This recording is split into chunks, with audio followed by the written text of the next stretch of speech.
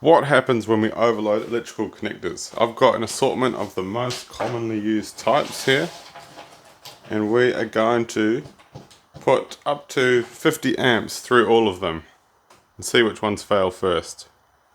Here's a real reason why you could see overcurrent in your house. Now, this is an older house. These look like museum pieces, but these are still in use. These are spares. We don't have circuit breakers in the house. We have fuses. Simply a piece of wire routed through, and it's up to the homeowner or the tenant to pick the correct size of wire: 5 amp, 10 amp, 15 amp. And these do have nice little tiki designs on there, but this is rated 10 amps, this is rated 15 amps, and they are exactly the same size. You could plug them into the wrong circuit, and the wiring behind the walls is different sized. Here's some lighting wire, for example, very thin single core, and on the 15 amp circuit, come on, you can see there's a lot more copper in there, so you do not want to mix up these fuse types. It's crazy to me that you can still rent out a house with this type of safety device on the electrical system. That should be illegal once you're making money on a rental. Yet I've rented 4 different houses in New Zealand, and every single one of them had a switchboard much similar to this one. All these screws are live, so I always wear gloves when handling them. If you need to turn the power off, you've got to pull it out like that, and everything behind there is live. Not a great system. Let's not mention all that green stuff coming out either. So as you can see, it's just a single piece of wire. When too much current flows, that piece of wire gets so hot that it burns open, and you can see scored bits of copper left in there. Fun times. Alright, let's wire all these up.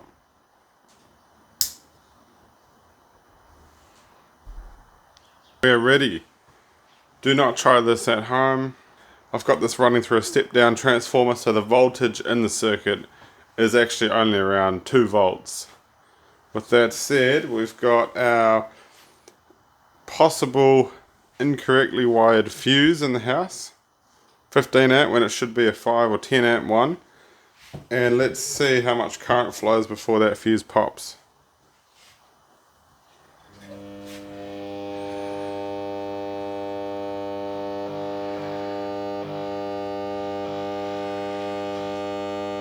$20.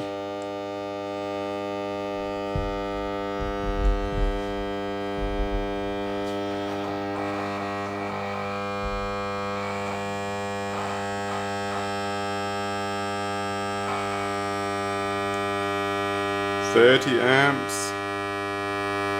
Starting to heat up.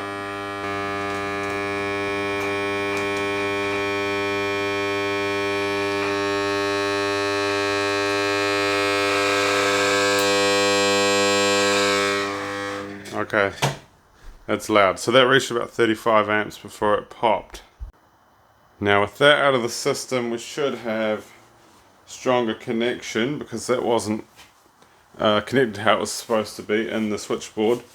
Now it's all what you'll find in an electrical system, not connected that way obviously. Let's see how many amps we can get out of it.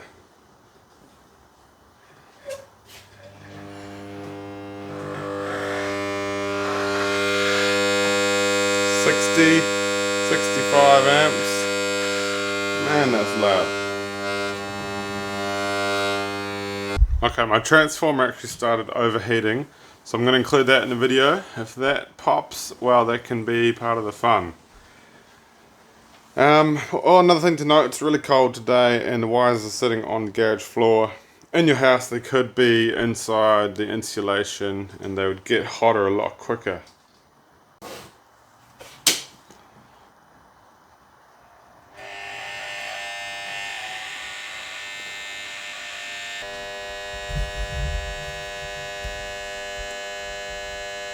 Starting to get quite melty looking.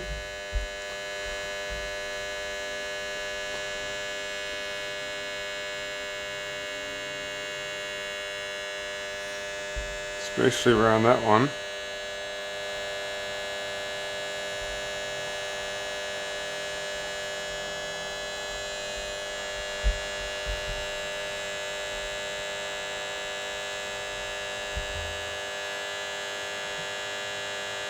Okay, we got some smoke.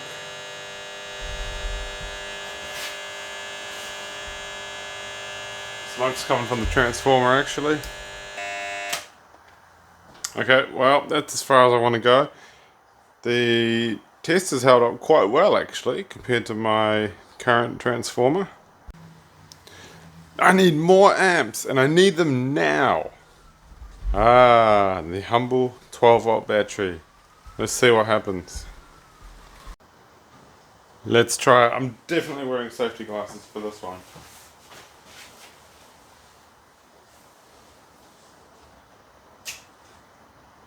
Wait, let's test it.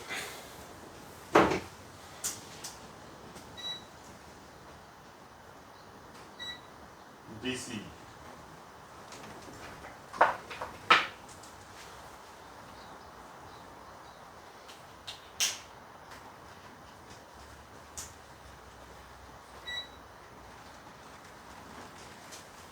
What? 80 amps? Hang on. Maybe 0.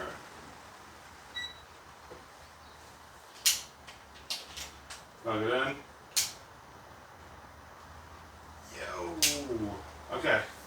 This is really good. Why didn't I start with this? That switch is handling it like a champ.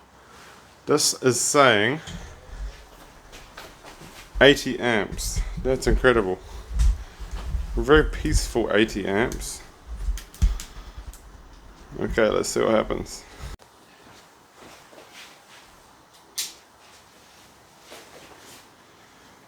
$70 amps. This is smoking real good. Holy shit. Damn. Damn. Okay, we can't do that. Wow. Got my emergency circuit breaker here.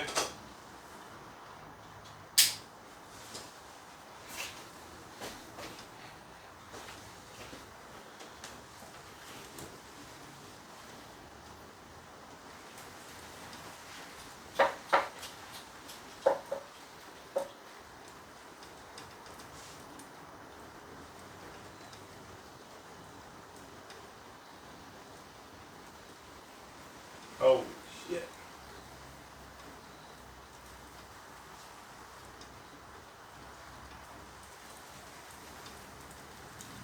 That's bad.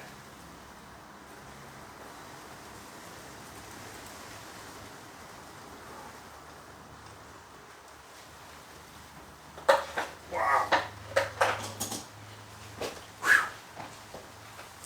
God damn.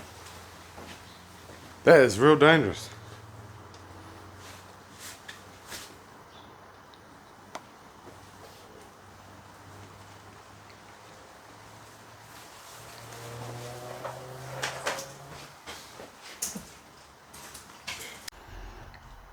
Wow, that was intense. Okay. I did not expect it to burst into flames like that and continue burning.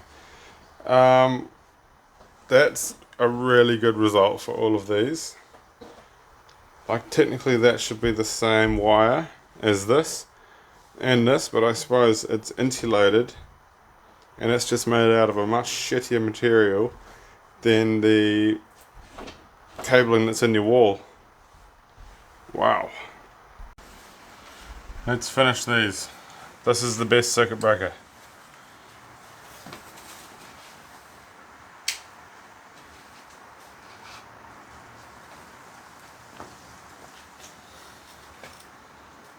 Okay, that's smoking because it's a pretty bad connection in there.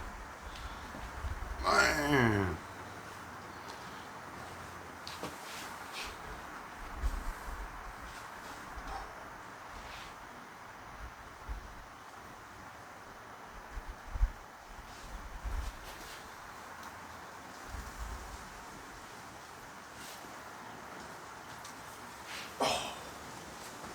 Okay, it's lost connection there.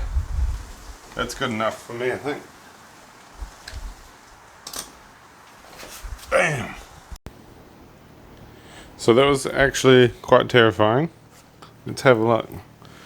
Crimp did fine. All the connectors really held up great. That one started to go a little bubbly, but the insulation on the wires clearly failed before any of the connectors did. The wago has kind of pulled out a little bit. Still in there though. It's probably the biggest failure. But that could have happened when I yanked it away and the plastic was hot. And the plug-in has frozen, but you know, we put 80 amps through it.